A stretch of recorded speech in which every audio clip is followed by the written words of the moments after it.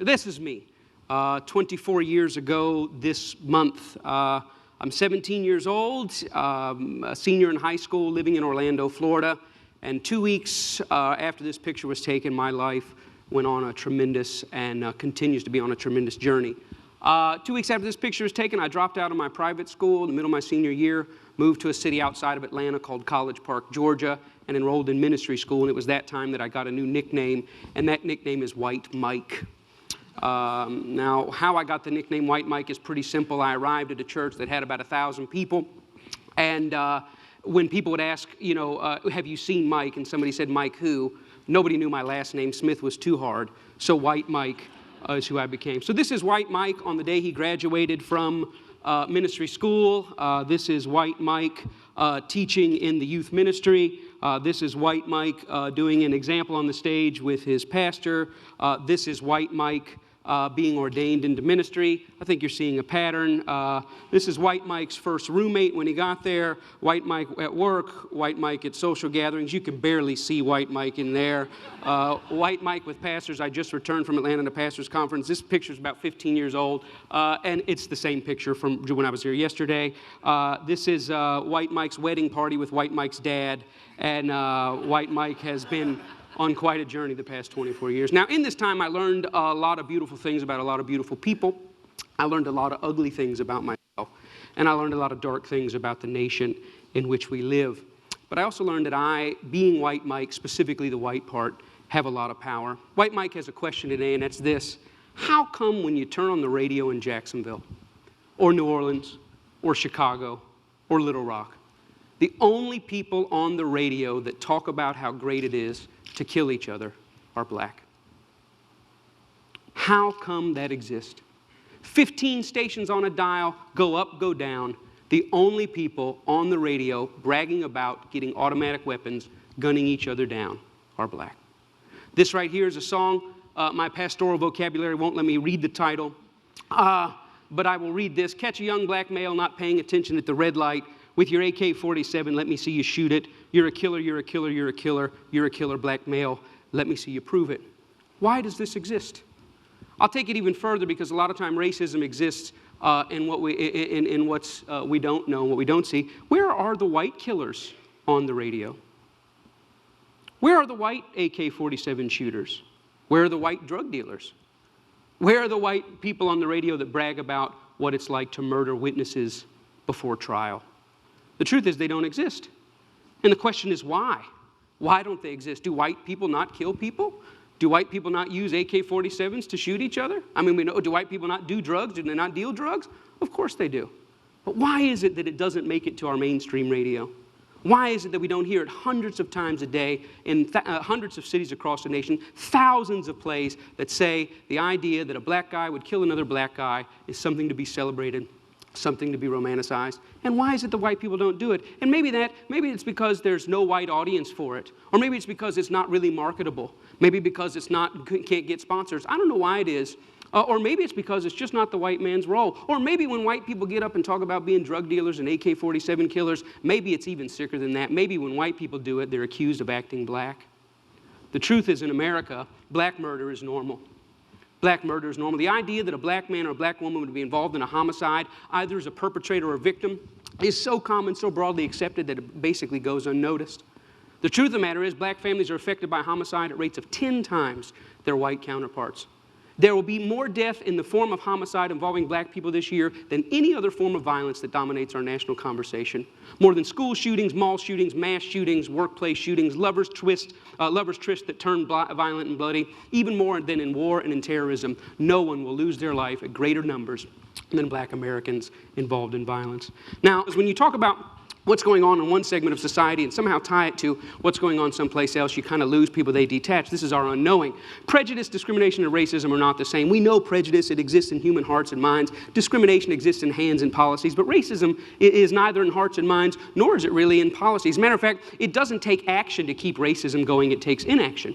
It doesn't take hearts and minds to keep racism going. It actually has to keep things out of people's mind. Racism is like the millstone that churns along in the background. It just goes generation in and generation out and keeps turning out the same generational outcomes. Racism is like the nicotine stains left on the walls after the smoking tenants move out. They take the couch, they take the clock, they take the picture, but the evidence that they've been there still remains.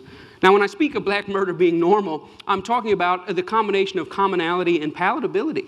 You know, black murder in our country is not only common, it's not only frequent, but it's an idea that we celebrate. It's an idea that we say is okay. We actually make heroes out of the notion, heroes out of people that trivialize and romanticize it. How common is black murder? Well, in some demographics in the United States, it's very common. According to the CDC, they release a report every year called the LCOD, leading cause of death. And every year, it's been this way year in and year out for the past decade, as far back as they list on their site, black males ages 15 to 34, the number one cause of death is homicide. The number one cause of death. For white males, it's number 3.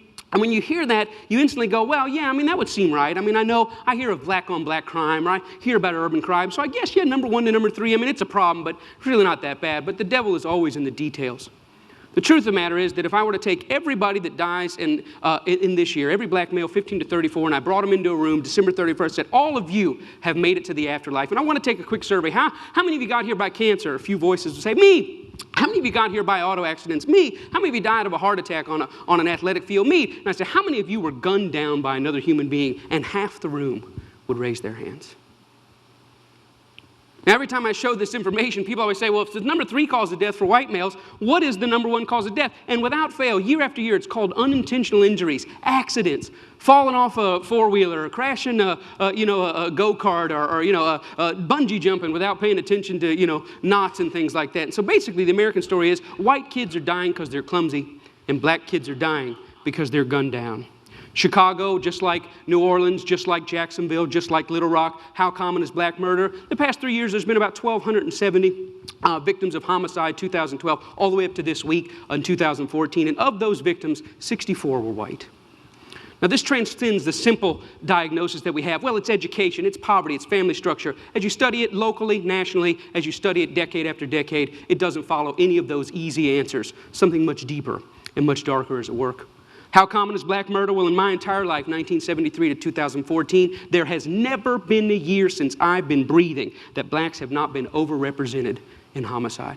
Never been a year that you can go into a morgue and you don't see blacks overrepresented. It's the story of America. It's certainly the story of America in my lifetime. My question is, what will be the first year that we see it a 1-to-1 ratio? I mean, if it's somewhere between 7-to-1 and 10-to-1 now, I mean, when will it be 1-to-1? We would consider it a huge national victory if we ever got it to 5-to-1, to 4-to-1, to 3-to-1. Violent crime has gone down over the past 40 years. People say, isn't that great? No, because prison has gone up over the past 40 years. And no matter the fact that violent crime has gone down or prison has gone up, what's never closed is the gap. There's always that gap, 6-to-1, 7-to-1, 8-to-1. Usually it's the smartest person in the room at this point that yells out from the back, "Sir, are you saying you want more white people killed?" And then all of a sudden I realize that's why we die in clumsy accidents. All right, here we go.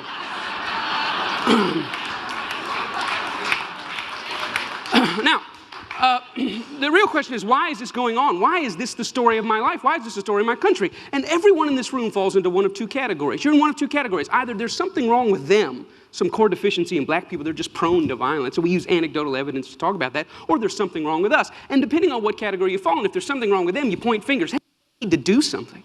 If you say there's something wrong with us, then you roll up your sleeves and you get busy. Well, the truth is there is something wrong with us. And that's years ago we set off a bomb. And that bomb affected our cultural soil. It affected our definitions. It affected our expectations. It affected who we are, how we describe ourselves, and how we describe other people. What we believe down to the core of our being. It's in our air. It's in our cultural water. And it's passed down from generation to generation. Now, again, it would take me a few TED Talks to really get into this. But the bomb is about lies. It's about deep lies. One of the lies is that blackness is somehow associated with criminality, sexual deviance, and violence. That when you come across blackness, that inherent in being black, there's some sort of deviance, violence, and criminality associated. And that's a derivative of a greater lie, which is that somehow black life is inferior to white life, that the value of it is less. That if you were weighed in the scale, the black life just weighs a little less. That if you were trying to cash it in on the street, you'd get a little less money for it. And these are essential these are the lies that help build our nation, help build the Western world. And here's what's interesting about this, is these lies are not only lies we've told about black people, but we've told to them.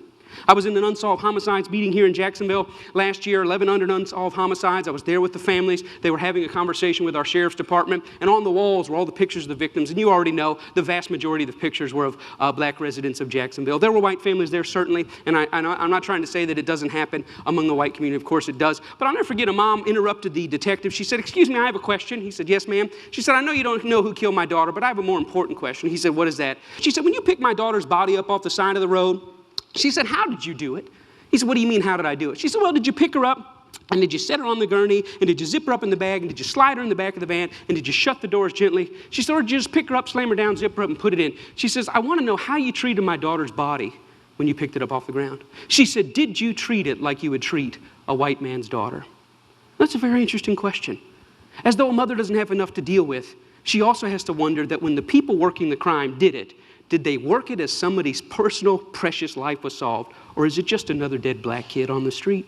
Another mother popped up. She said, "Yeah, I know you don't have the answer to who killed my son." He says, "Ma'am, you know I would call you if I had it. I want to call you." She said, "I know I don't need a phone call." She said, "But I do need to know that you pay attention to it. And I do need to know that my son's death matters." And here's why. Because she sees the files on her desk on his desk in her mind, and she sees the stacks in her mind of dead black kids, and she sees the stacks of little white kids, and she just wants to make sure that in the common thing that happens all the time, that her son's life is just as precious as everyone else's. Black murder is normal. I mean, when I talk about it, none of you are really shocked. The most you can say is, "Well, I didn't know it was that bad," which brings up the real question about palatability. Are we comfortable with it being like this? Are we comfortable? I'm 41 years old. Are we comfortable with living in a nation where this goes on? Well, if we're not comfortable, if we're not okay, are we appalled and outraged? And when I say we, I mean we. Are we appalled and outraged? That's the question. There are certainly people all over the country doing something about it, but when I discovered that them doing something about it is totally different than we doing something about it. Now, a lot of things that you have to understand is this about racism. And when I talk about prejudice, discrimination, and racism, the answer lies right here. It wouldn't seem like the answer is here, but if you want to know how comfortable we are with black murder, you just got to look at the marketplace. When you see this photo 1 week after Dr. King won the Montgomery bus court case, and they decided to eliminate the racist policies or the discriminatory policies. This is his picture. It was a great victory. And you know about the prejudice, you know about the discrimination, but right here on the front of the bus is the racism. Because racism exists in the unchecked and the unchallenged normal. My question is, 60 years later, what in the world is a Pepsi ad doing on the front of a bus company that makes black people sit in the back? What in the world is it doing there? I mean, did the Pepsi CEO look back on that today and go, "Yeah, that was a fail. Shouldn't have done that"? Are they ashamed? Are they ashamed that they would? Well, let me ask you this. Could they do it today? If I started a bus company in Jacksonville and say, "I got this great thing, beautiful buses, I want Pepsi's name on it." They said, "Let's do the deal." I said, "But the deal is gays, blacks, and Jews sit at the back." They couldn't put their name on that. Why? Because as American attitudes change, as American definitions change, as American norms change, guess who else has to change? The marketplace. There's certain things they could get away with when that type of thing was normal that they can't get away with now. The same thing not only goes with policy, it goes with entertainment. My favorite cartoon, one of them all time, is Tom and Jerry. This is Mammy Two Shoes. Mammy Two Shoes, you never saw her except for a couple of times above the knees. She was always the one yelling at Thomas the cat for what he was doing. She was voiced by Lillian Randolph, a great radio actress. But here's the interesting thing. White entertainers create white entertainment, and they carve out a black role, and the black role that they saw fit was to play this stereotypical black woman. That lasted up until in the early 50s, then huge protests broke out, and they said, "You know what? We don't want to be portrayed like that anymore." And to this day, if you want to watch Tom and Jerry, you go home, you want to watch it on Netflix, you want to watch it on Amazon, this comes up on the screen. It says, "What you're about to watch contains some racial stereotypes. They were wrong then, and they're wrong now. They were commonplace. We don't want to edit her out because that will make it like it never happened. We're going to put her in, but know that we know there's something wrong with this." Now, we don't have Mammy Two Shoes today. You can't get away with it. Nobody would put it out there. But we do have black people that get on the radio every day in white-owned companies, white-owned stations with white-owned sponsors that play the role of hypersexualized, hypercriminalized male. I ask these advertisers, I say, "I've got hundreds of songs a day that celebrate killing animals. Will you put them on your station?" They said, "No." "I got hundreds of songs a day that talk about assaulting women and abusing kids. Would you put them on your station?" They said, "No." I said, "I got hundreds of songs a day that talk about murdering blacks. Would you put them on your stations?" They said, "Well, that depends." Depends on what? Who it's done by and who it's branded for. Because if we can get black folks to sing about it and we can brand it for our youngest black audiences, I think there's money to be made. I think there's American appetites to see these people that way. I said, how can you say that? They said, well, look, it's what these artists know. It's what they, black people, create. It's, matter of fact, our surveys say it's what they want to hear, which speaks of a sickness. How do we live in a society where somebody says, you know what, I'm inspired to write a song that celebrates murdering another person. And then a person says, I'd like to put that on my station. Another person said, I'd like to pay for it. And then there's people out here in the audience that go, I'd love to hear it, as long as it's black guys. Because even white people buy rap music, buy this type of stuff, because we know that when we want to hear about killing each other, we know who to turn to for that type of inspiration.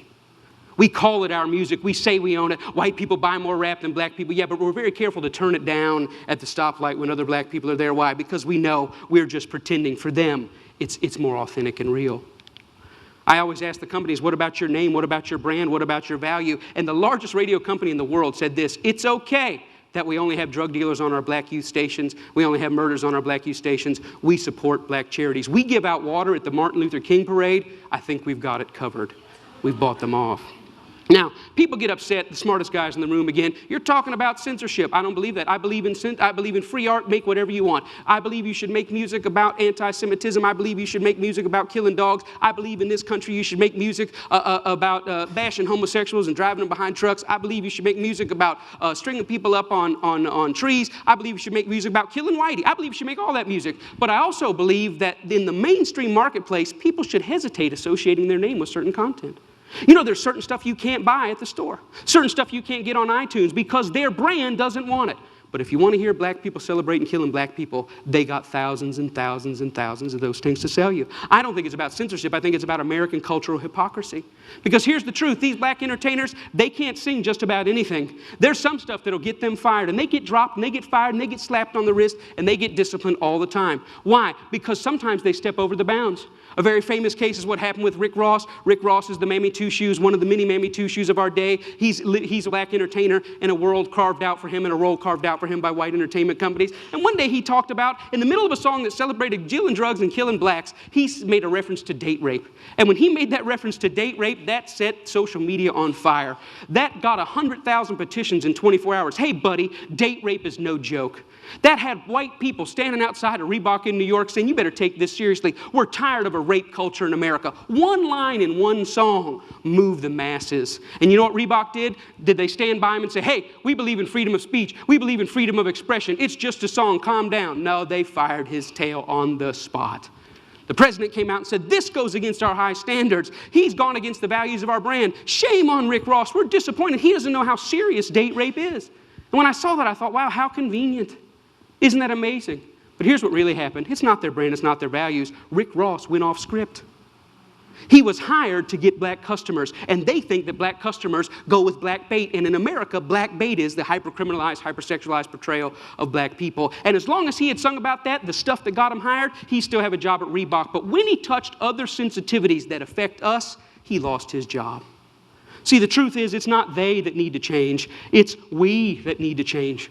We created the lies. We created them for our profit. We own the companies. We own the record labels. We own the advertisers, and we keep putting it out. And it's this that's got to change. I thought about it. You know what? I wonder if White Mike could get anybody's attention on this. So I stood outside of a Walmart, and I said, hey, I don't think killing cops and killing blacks is very cool. And you know what? It only took 7 weeks of Mike standing out there, and they wrote a letter and said, yeah, we don't think it's cool either. We're going to pull our name off of that. The largest retailer in the world had never considered that maybe their commercial shouldn't be right before or after a song about young black men being gunned down. And I realized this, that black murder is normal, but it should not be. And I realized the importance at the coffee table, at every headline, every pastor's gathering, every family gathering to say, you know what, these black lives matter. It's not just another black kid. These are human beings. I'm doing my best in every way, shape, and form. Talks like this everywhere I can go to say, you know what, I was born in a world where black murder was normal. My kids were born into a world where black murder is normal, but I don't want to die in a world where black murder is normal. Am I 5 years or 10 years away? I don't know, but I'm screaming as high as I can. Let's feel this pain, and let's lift our voice to tell the lies. They are not criminals, they are not deviants, and their lives are just as important as ours. Thank you very much.